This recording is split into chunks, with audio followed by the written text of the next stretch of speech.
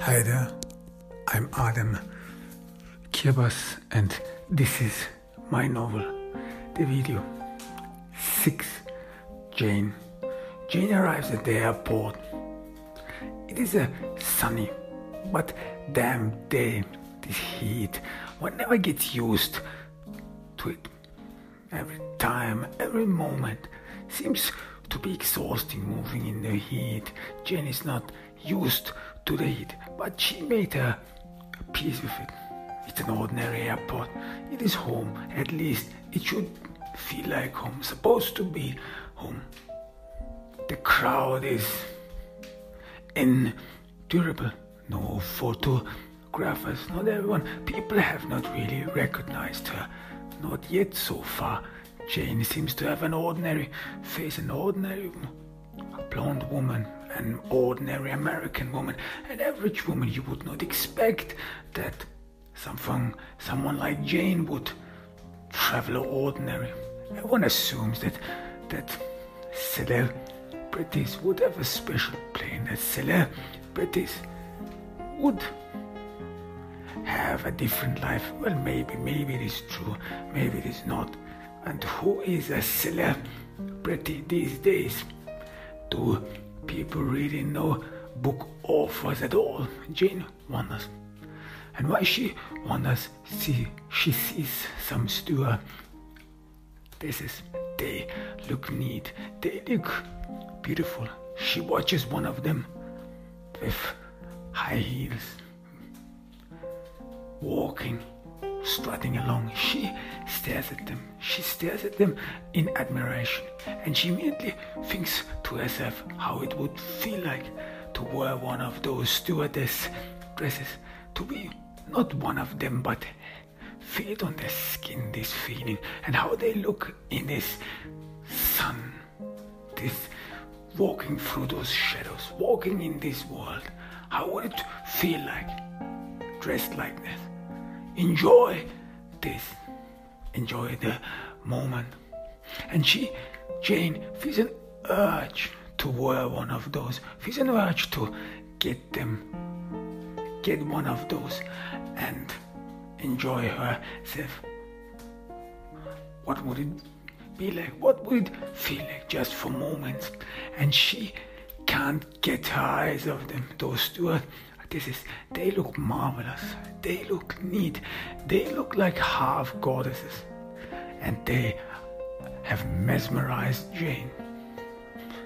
Jane is in a thought, in a daydream. She imagines how she would look like in front of the mirror.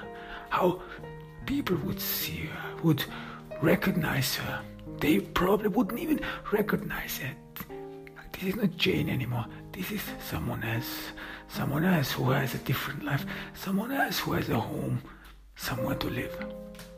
Jane awakens from this slumber. She some sort of has restricted herself to all this nonsense because life is different. Jane did not and was not born into celebritydom, into famedom. She became famous. At least people know her. People know that she is this book author, that she writes books, and that she's probably something very important. But this fame comes with a lot of responsibilities. Jane calls them responsibilities.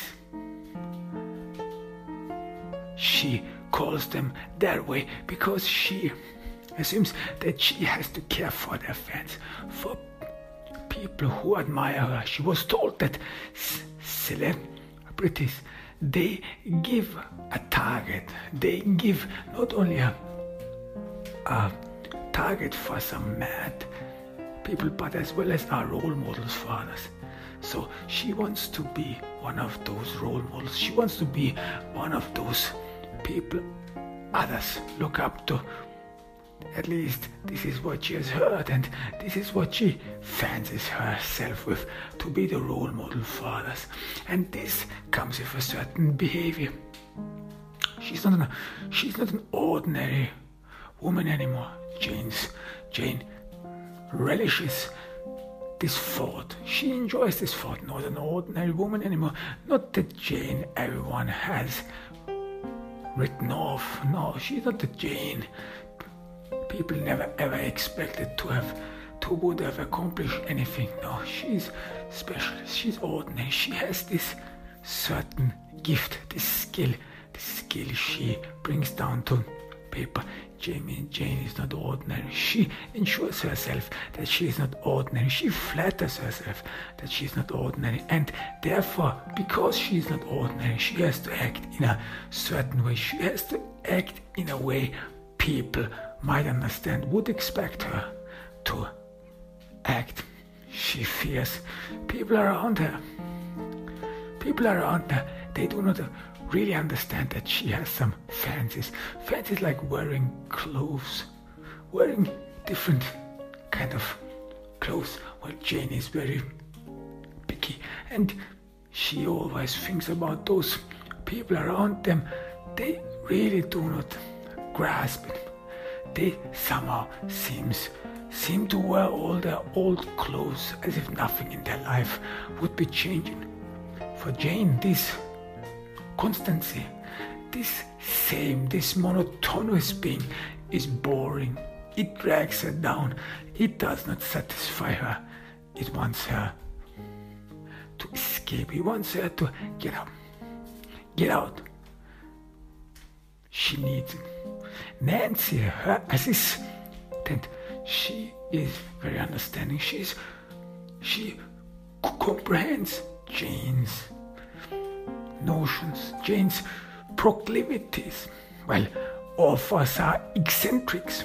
She once read somewhere in a journal, probably this is all about. As an author, you think in a certain way, you think in a different way, you think out of the box. You have to be, in order to accomplish anything. Jane is sure of it.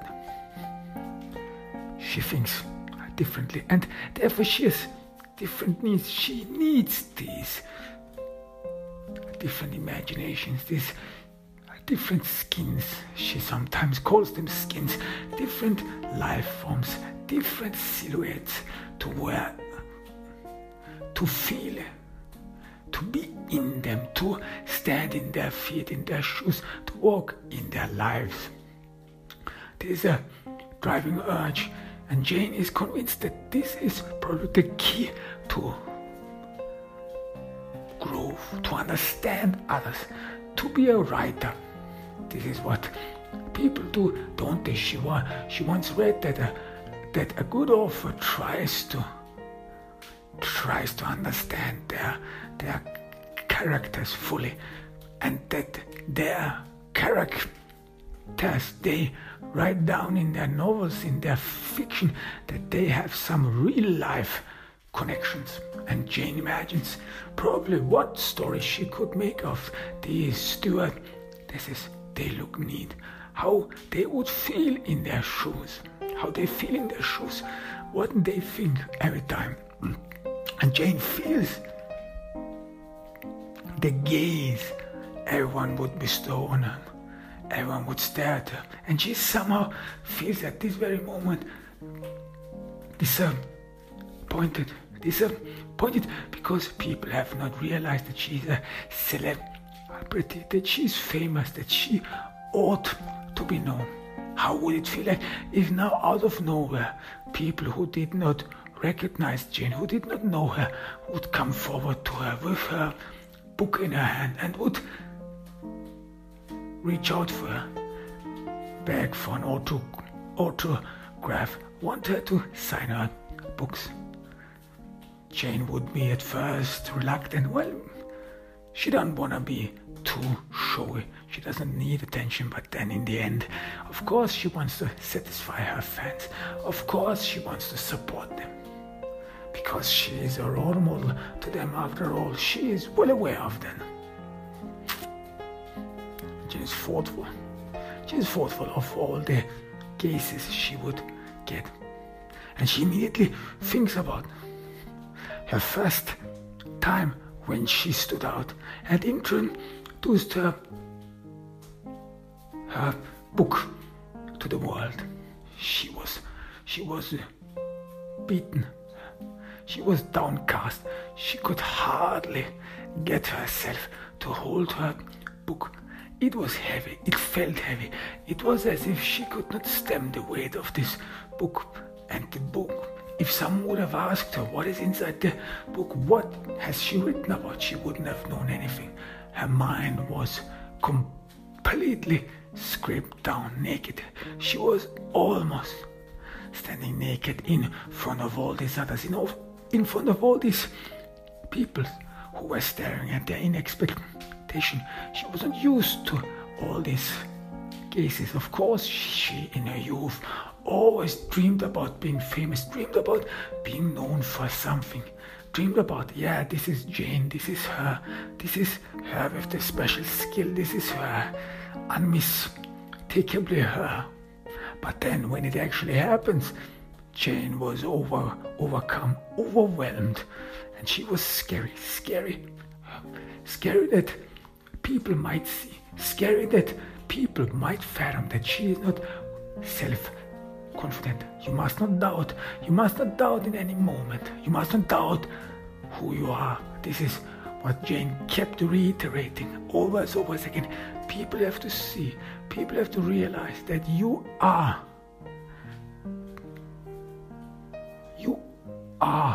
special, that you are beyond the ordinary, that you are not like ordinary people. She had to keep reminding herself that she has to prove her worth. People will eventually look at her critically. People are envious. Jane knows a lot of envy. Jane, she knows how people think. They are vicious. This is how Jane imagines them. Everyone is doubting her. No one really expects her to accomplish anything. And you have to prevent these thoughts going further. You have to be there. Jane tells her over and over, then you have to be strong. You have to be self-confident so that no one ever doubts your abilities, because this is a tough game. Jane ensures herself, because again she had prepared herself about this showbiz, and she was in show business. Show business. Jane enjoys this word, show business, and now she's part of it. Before all these years, before her femdom, she only dreamed about this show business, about what it feels like. And then she's part of it, and she enjoys it. But one has to be careful, because one never knows what comes the next corner, what is to be met around the next corner. One has to be careful, and Jane is careful. She doesn't want to lose this.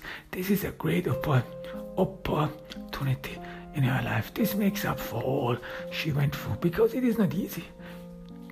People don't want to hear that. Jane is sure of it. People, they never want to know how people came forward, how they went through grueling years. And it took Jane years to understand herself, to grasp that she's destined for this, to find her way. Jane was not always thinking about becoming an author. She actually did not write in her youth or whenever. It just came over her. It just dawned her that she has this knack for writing, that she has this knack for fantasies, that she can make herself dream worlds, that she can dream up a world, and that she can convey these fantasies to others, to other people, to people who actually admire her for it, and people who are listening to her. This is what enjoys Jane. They wanna listen to her, and this gave her the strength and the energy when she presented her first book, the moment she started reading, the entire room fell silent. Everyone wanted to listen to her. Everyone wanted to listen to what she said, as if she would have the answers, as if she would hold the key to something. No one can ever change seats with her. This is what she thought. Now you have made it. Now people see you as what you truly are. This is what you always wanted. She kept encouraging her. This was her motivation, and this is what she enjoyed in her first book release. This was the moment when she could grab herself. This was the moment where she was overflooded with self-confidence, and no one would ever take it away from her. This was the moment when Jane was born, when the author Jane was born. No one ever should doubt her. How far she came. This is what Jane thought. And she almost forgot it. She almost forgot the feeling it comes with. This was her new home. This feeling of having made it, this feeling of having accomplished it, this feeling was her cushion. This feeling then made up for all what she could not experience before, because Jane, this was final. She had to cut ties with her past. No, this was her new home. And sometimes after this first book release, and the feeling, it lasted for very long. But even though in her new home, and this new home was this feeling, and there was not more, even then she sometimes felt that this new home felt dull. This was always the bad side of it, and Jane knew it. She could not keep things for long. She could not conserve a feeling so that she could nourish from it over and over again. She could not preserve any notion, anything, any joy, any bliss, and even if it is sadness, she could not keep it for long. It would sooner or later fade, the taste of it, and then Jane would need a new kick, a new motivation, a new feeling to fill herself. It is like that she cannot fill her mind, her thoughts with it, that she cannot be this woman, this person for a long time. Jane then feels herself drowned, feels her life again monotonous, without any joy, void. And then she thought about home. She thought about homeliness, what it was to feel home. And Jane misses home, even though she convinced herself that this is her home, this is Jane Reynolds, the book author, this is her life now. But yet it still feels dull. It still feels without love. It still feels as if it would not be her home. It still feels distance. She still feels the distance. She still feels that this still needs, or that she's still in the phase of getting to know her world, of introducing herself to the world, to this new world, as adapting to it, that she's still in the process of adaptation. And this is mind-boggling occasionally for Jane. How long will it take? How long will it take until she has forgotten her past, until she has forgotten the ties to her past, until there is only Jane Reynolds? She's thoughtful, because she does miss her home. She does miss the tie. It is not easy to just cut one's ties. In the beginning, Jane was thrilled. Jane was thrilled to start a new life, to start a new opportunity. This was what she was destined for. She always knew it. She was always destined to accomplish great and the only thing she needed was stamina. This is what she accomplished, and she had stamina. She waited for it, and then finally opportunity mixed with chance struck. It was the very moment she then succeeded. She then accomplished it. And how far she came, but somehow she still has not lived up in this, has not really filled the room of a new femdom. Everything is still new. She imagines one party Nancy gave. This was a party after her first book release. She was a known name then. The news media and everyone had reported on her, a new rising star, a new author meets the world, meet her. And she enjoyed all these articles about her. She read them and reread them. She enjoyed every word of it. It was her they were talking about. This woman she had become, this famous woman, was now the word on the street, was now the topic in every literary circles. Her new book, and she in person. Jane actually did never really wanted to talk about the book or discuss the book. No, she wanted to talk about herself, what she sees in herself, what she is, who she is, her plans, her dreams, what she wants in life. This is what really interested her, because it was still like a new life, this new femdom. It was still on the making. It was still a process she had not figured out to that point, because before that, because she became famous, her dreams, her wishes, they were entirely different.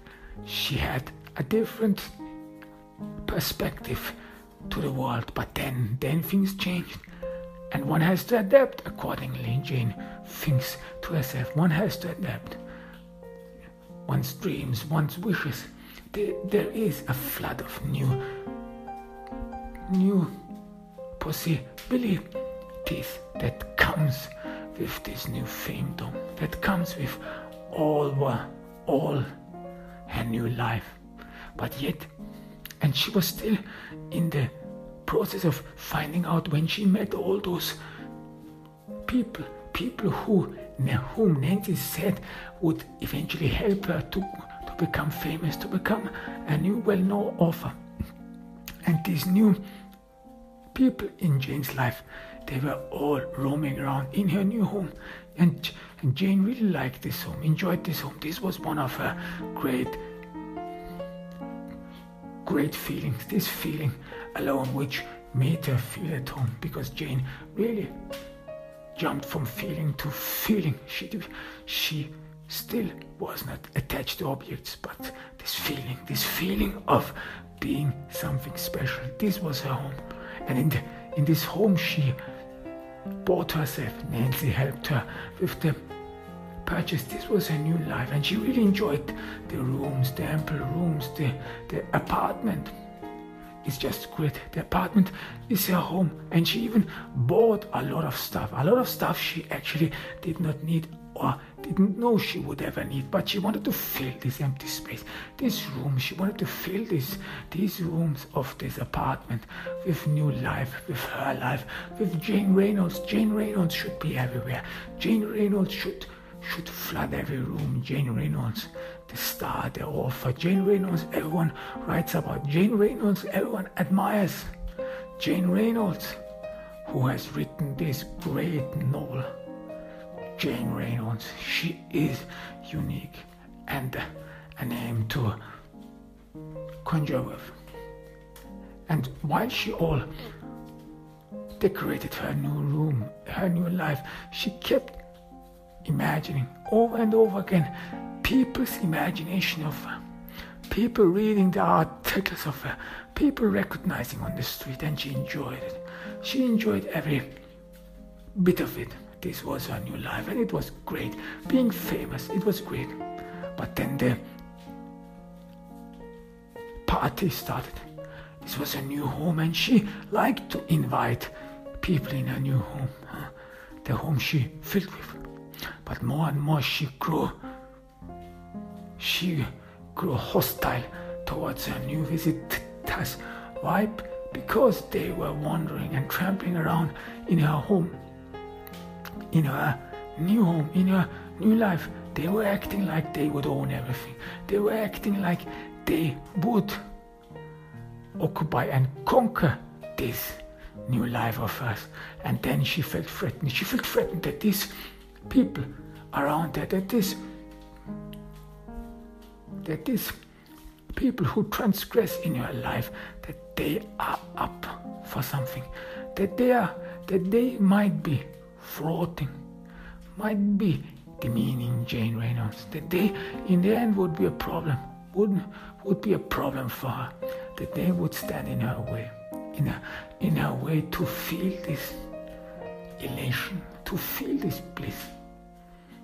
She did not like them at all, using her stuff, using her glasses, using her pots, using her mugs, even though she had not special connection to all these interiors she bought recently for her apartment. But yet she really enjoyed it.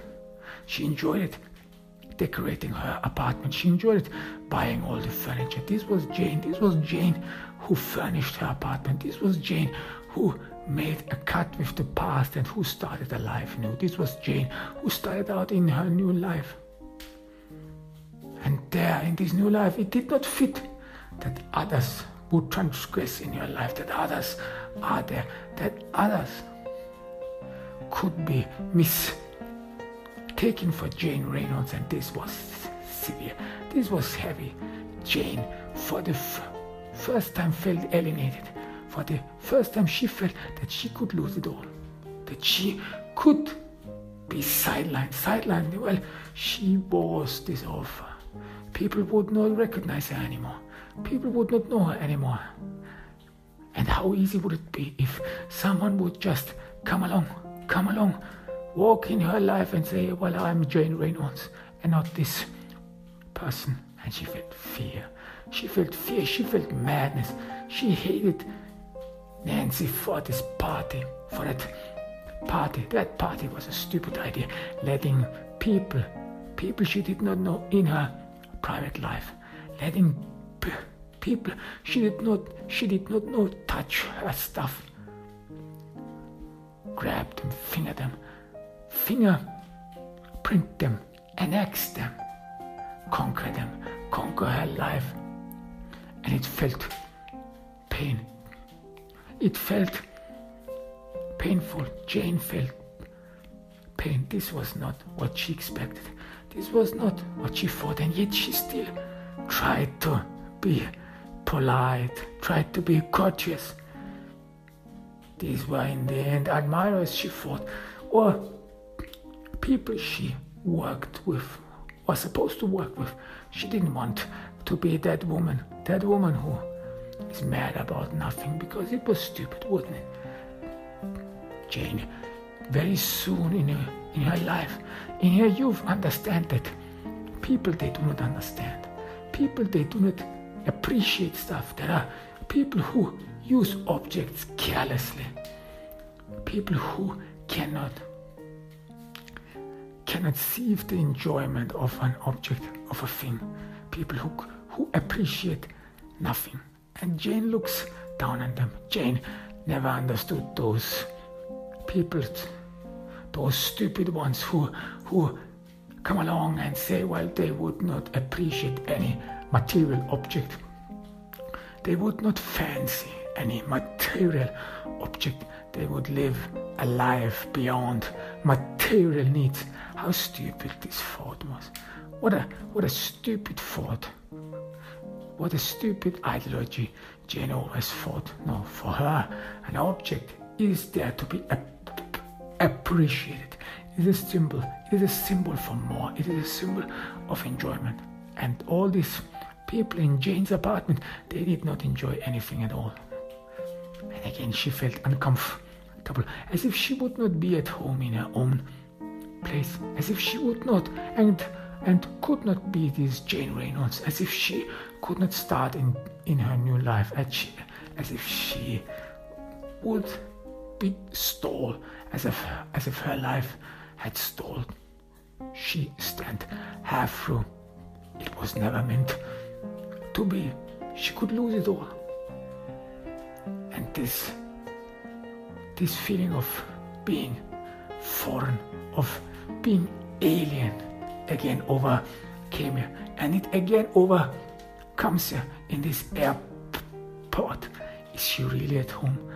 Does she arrive at home? Is this where she's supposed to be?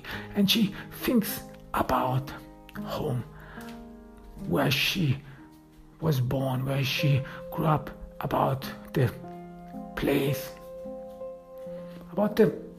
that made her special, about the past she had to cut ties with. She had to try so hard to forget, and she had forced herself over and over again to think in English, to forget her language, to forget her mother tongue. Now she had to be assimilated fully. Her mother tongue, it was back in the past. No one cared about it. No one knew about it. No one should ever know about it. Now she had to adapt. She had to adapt to the language, to the food, to the culture. And this adaptation was painful. It more and more made her forget home, forget her past. Because in her past, not all was bad. At least there were some moments of warmth she felt, moments of warmth, moments she enjoyed with friends, with her brother. And it was not easy just to push that aside and start out a new life, even though she enjoyed it in the beginning. Now more and more it faded. Again this feeling faded, and again Jane is alone. She feels alone. She feels all lost. This new life, and this she knew, comes with a lot of restrictions. Firstly, she cannot talk about the past. Secondly, there is always a barrier. She has to maintain a barrier, which became apparent after this party Nancy gave in her new home. People must not come too close to her. They cannot come too close to her. Jane Reynolds, the book author, should be known from a distance, should be admired from a distance. No one should transgress and intrude in her private life. This is too dangerous. This is scary. And then there is this loneliness. Jane is without anyone. She cannot talk with anyone. She has all these needs, all these cravings, but yet she has to be very careful. You cannot trust anyone in show business. Jane again enjoys the word show business, but now it comes with some kind of bitterness, with some kind of experience. People talk about the show business here as if they would know, you cannot trust anyone because you have a lot of enemies. You have a lot of people who want to be like you, who are envious. And only a few really admire you, Jane thinks to herself. The majority, they all want to be like you. Jane is convinced of it. And she looks around in the airport. She looks around in this world. She still is an observer of this world. She still is an alien in this world, is foreign to this world, as if she had still made her first steps into this new world, as if she hadn't annexed it, as if she had not adopted herself to those new habits which come with this world, which everyone has to adopt to. And it leaves her downcast. The steward, this is those beautiful women. They are who they are. They are who they are. They were ever who they are. They feel confident. They feel confident with themselves. No self-doubts. Jane is sure of it. But she is full of self-doubts. And she is downcast, exhausted again. Maybe things would be different if she would feel at home if she would have accomplished feel at home. Jane is not sure anymore, and she's fought for. 7. Anna Dia Lupe. Anna Dia is in a prison cell. She slowly and gradually seems to wake up from a dream. What happened there? It happened all so fast. Her mind was in a roller coaster. She can hardly remember what happened in the last couple of hours. In the last couple of days, her life at once took a different turn. Anna Dia, she stares around in a prison cell. She's in solitary confinement. She expects any moment someone to come in, ask her further questions, make further exams, inquiries. She looks at the prison uniform. She looks at the number she is right now. Her name, her identity has disappeared behind this prison uniform. She's a number. She's a number right now. But Anna Dia doesn't seem to be bothered. She's still in this maze. Her mind is still in this maze. What happened? What happened? Her life, all she knew before, was already laying out for her. She was this smart woman. She was this woman who was supposed to go to college, who was supposed to accomplish something. She was this woman who was actually not very political. At least Anna Dia did not partake in any political actions. She always fought in the center, moderate, understanding. She was no extrovert. She was not someone who was on the edge of something, who would always fight on the forefront. She, of course, knew in high school a lot of girls, young men who were very political, who wanted to make their political ideologies known, who fought for something. But Anna Dia Lupe always kept her distance from them. She had other dreams. She wanted to accomplish something. And then college, well, this was a beginning. She would have been the first one in her family to attend an American college who can say that they have accomplished it. Anna Dia Lupe, the Mexican woman who is on the verge to accomplish great.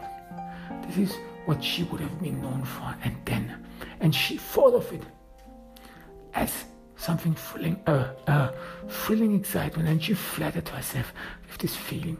Anna Dia Lupe, the girl, and later the college graduate, she and her mother, they were joyous. They enjoyed every bit of her life. And then things changed. Things changed so fast. Things changed so fast that you don't know how fast it changes.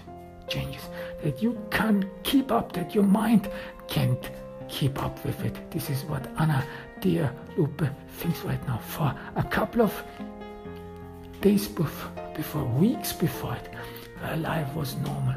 Her life was normally filled. She would follow, like this was her street. The path that was paved for her. She could easily walk on it. She could easily pursue a life, and her life seemed very simple to reap those fruits she had sought, she had worked for all these years. So why did it all derail? Why did it all go down? People around her, they did not understand. Her mother did not understand when the police came knocking. When they carried her away, her mother, and she saw her mother's facial expression. It seared itself in her mind, in her memory.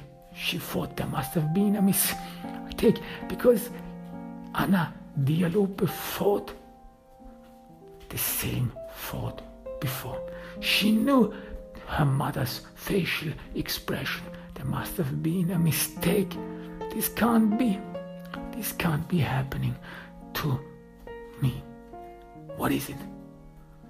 What is it? There must be something wrong. And yet, it was not. And yet, it was true. Anna Dia Lupe, she deserved to be carried away. They have been waiting for her. Now, Anna Dia Lupe, she stared at her mother, at her astonished, speechless mother. She stared at her knowingly. She stared at her as if there's nothing more to say anymore. Everything is out in the open. Everything is clear. There was no mistake. And they carried her away. And people, and Anna Dia Lupe, she was surprised how nice the police were. She heard a lot of stuff about them, beating up people, beating up the crap out of them. And she expected something like that. She expected a rough treatment. She was a murderer after all. They must be scary.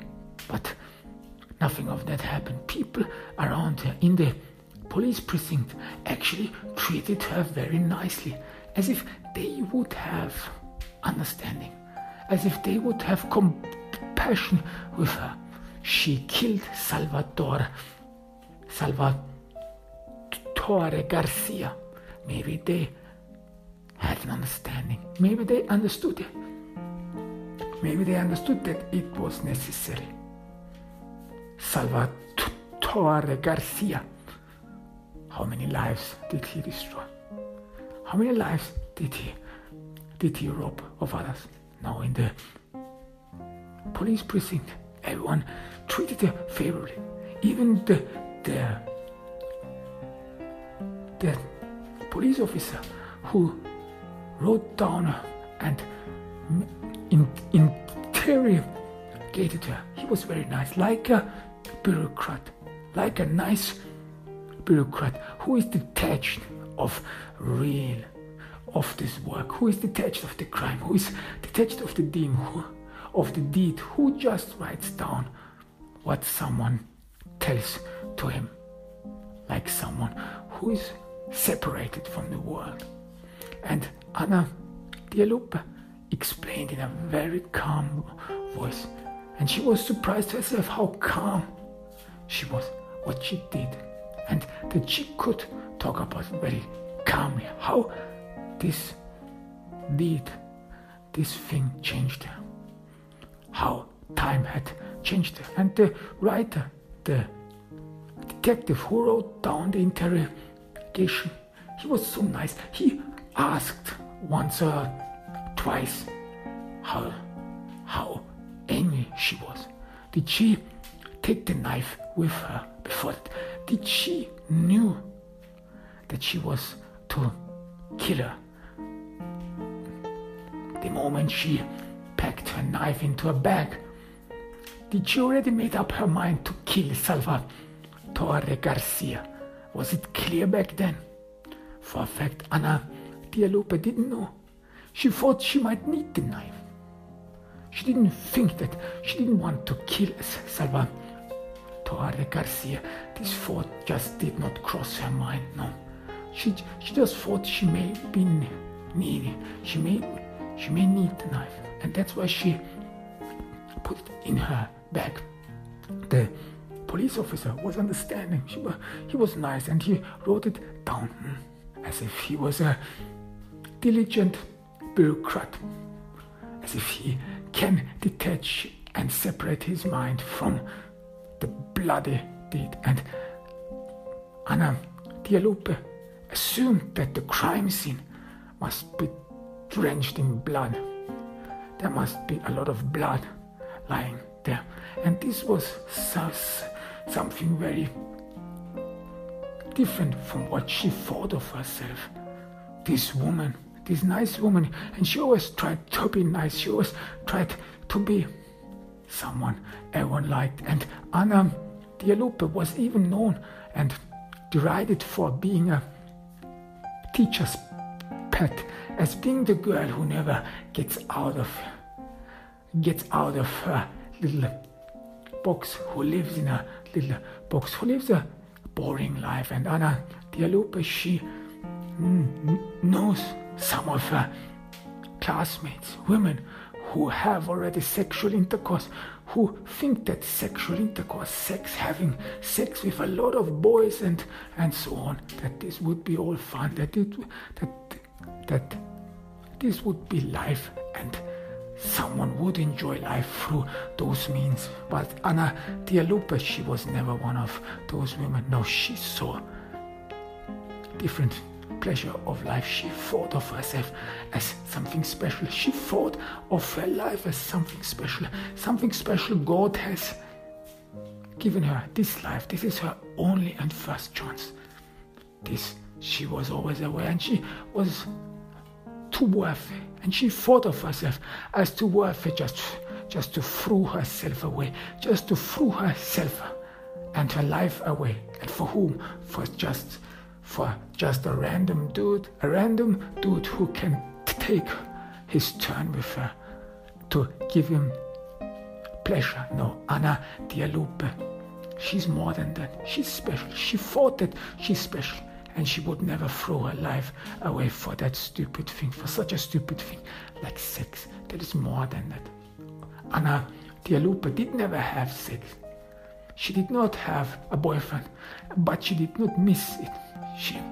She never came across someone who would have conquered her heart. That's why she always thought about love, about sexual seduction, about this special attraction as a ghost, as a holiness, as nonsense, nothing people should ever worry about. No, she had her life, had her plan.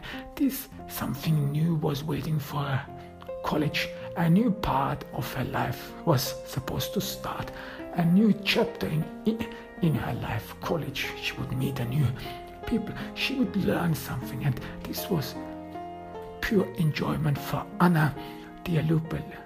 Knowledge, getting to know something, getting to know the world, be in this world, to understand everything, to fill her brain with knowledge. Some days she just felt empty. Some days her mind, her brain just felt empty, and then she felt this urge to fill her mind with knowledge, fill her mind with things one is supposed to know, one ought to know, things that help you to understand everything, to make sense of your world. Dia Lupe was that girl. She enjoyed learning something new. But then things changed. Things changed, and she could not hold it back. She could not grasp what changed. How did she come here? Dia Lupe looks around in the prison cell. She looks at her hands. They were bloody ones.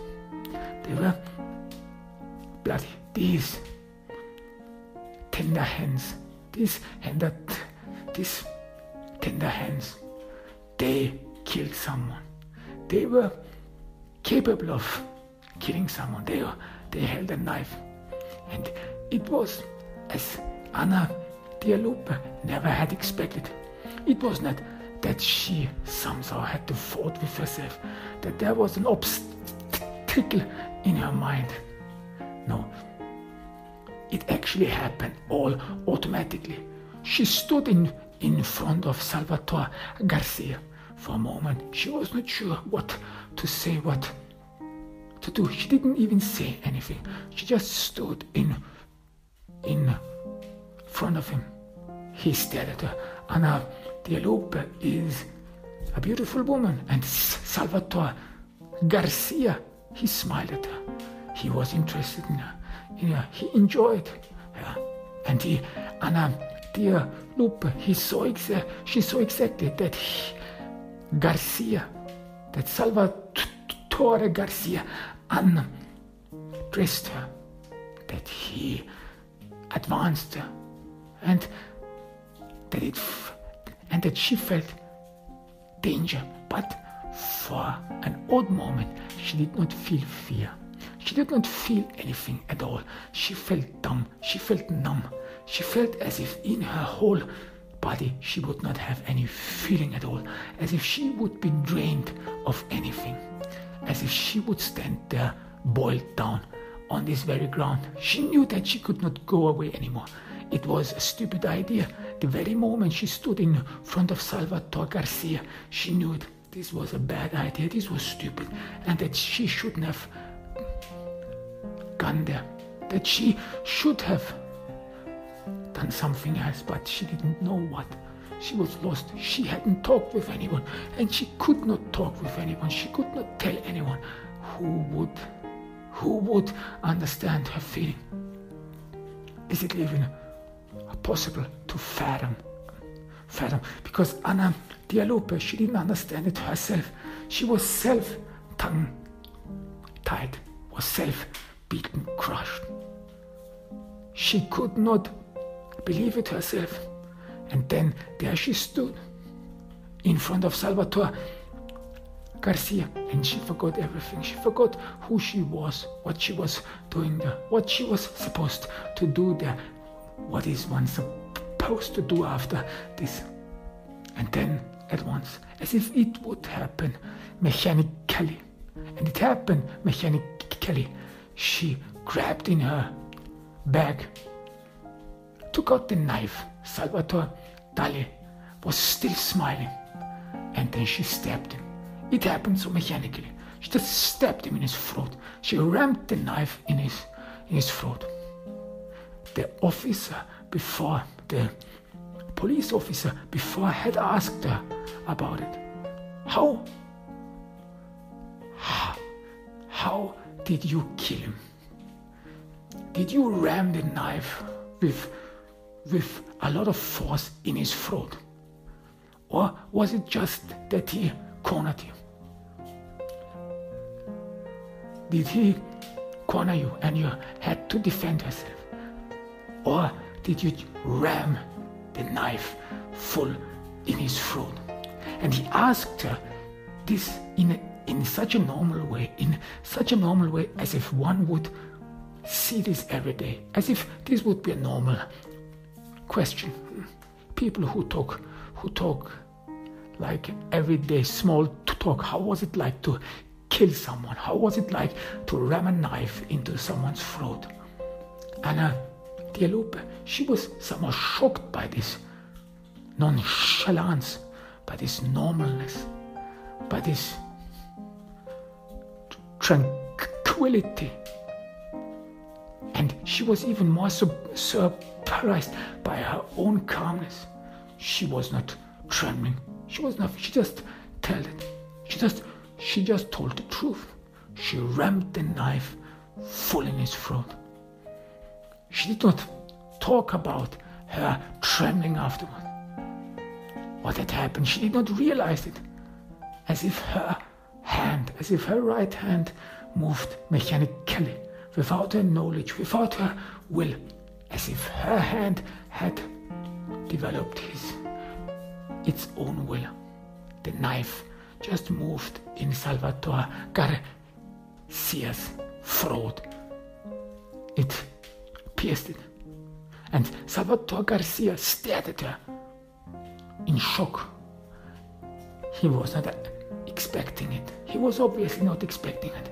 His eyes were wide open, as if he had not grasped the world, as if he, some sort of wood mirror, Anna Dia's own facial expression, as if he would some sort of emulate her own feelings, because she did not understand it at all. She stood there shell-shocked, could not grasp, could not fathom. How did she get there? She did not know why she came there. For a moment she forgot everything. She forgot even her own name. She forgot what this was all about. Dia Lupe was a murderer. and she killed him. She killed him, and Anna, Dia Lupe, still hears his ringing for air, his panting, this deafening of his breathing, this knife, when the knife was rammed in his throat, the noise it made, the noise as if this